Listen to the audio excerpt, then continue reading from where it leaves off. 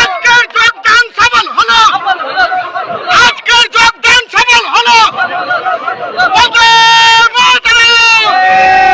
তৃণমূল কংগ্রেস, মমতা ব্যানার্জি, অভিষেক ব্যানার্জি।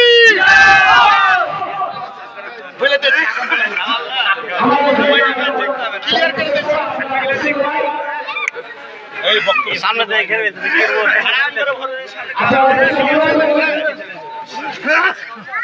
আকাশের পরিস্থিতি খুব আগামী শাসক গ্রহণ করে এবারে